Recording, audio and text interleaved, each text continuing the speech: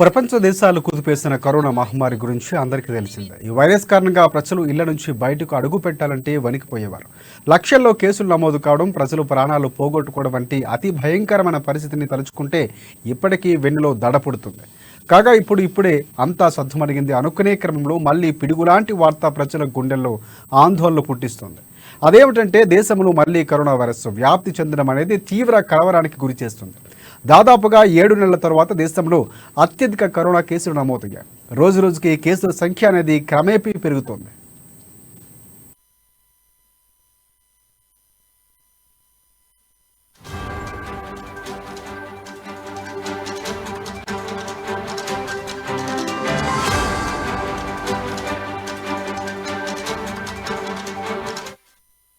ఇక దేశవ్యాప్తంగా మారణ హోమం సృష్టించిన కరోనా వైరస్ మళ్ళీ మొదలైంది. ఇక కొత్తగా నమోదయ్యే కేసుల సంఖ్య కూడా భారీగానే పెరుగుతున్నాయి. గత 10 రోజుల డేటాను పరిశీలించగా సగటున 500 నుంచి 600 కొత్త కేసులు నమోదవుతున్నాయి. తాజాగా కేంద్ర ఆరోగ్య శాఖ ఈ కరోనా వైరస్కు సంబంధించి యాక్టివ్ కేసుల బులెటిన్ విడుదల చేసింది. గడిచిన 24 గంటల్లో దేశవ్యాప్తంగా 636 కోవిడ్ కేసులు నమోదయ్యాయి. గత 227 రోజుల తరువాత ఇదే అత్యధిక కేసులు నమోదు కావడం గమనార్హం.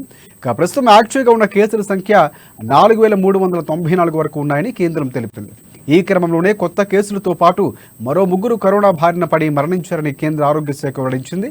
మరణించిన వాళ్ళలో కేరళ, కర్ణాటక, బీహార్ రాష్ట్రాల్లో కరోనా పేషెంట్లు ఒక్కొక్కరు చొప్పున ఉన్నారని చెప్పింది.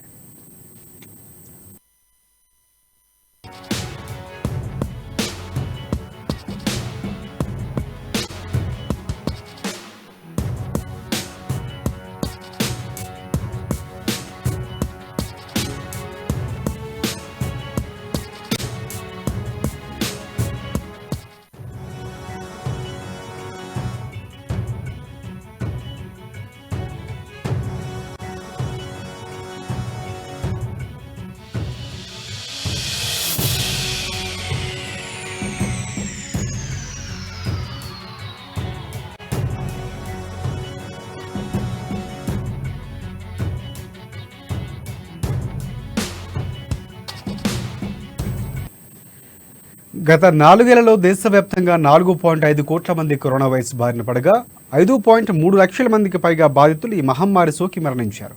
అలాగే గడిచిన 2023 డిసెంబర్ 5 వరకు దేశంలో రోజువారీ కోవిడ్ కేసులు నామమాత్రంగానే నమోదయ్యాయి. కానీ కరోనా కొత్త వేరియంట్ JN.1 వ్యాప్తి చెందడం, పైగా శీతాకాలం కావటం వల్ల ఈ కోవిడ్ కేసులు విపరీతంగా పెరిగిపోతున్నాయి. అయితే ఆరోగ్య మంత్రిత్వ శాఖ వెబ్సైట్లోని వివరాల ప్రకారం వైరస్ నుంచి కోలుకున్న వారి సంఖ్య 4.4 కోట్లకు పైగానే ఉంది. రికవరీ రేటు 98.81% ఉంది. కాగా కొన్ని నివేదికల ప్రకారం బూస్టర్ డోస్ తీసుకున్న వారికి కూడా ఈ JN.1 వైరస్ సోకినట్లు సమాచారం అందుతోంది. దీంతో ప్రజలందరూ అప్రమత్తంగా ఉండాలని వైద్య శాఖ నిపుణులు ప్రభుత్వం సూచిస్తున్నారు.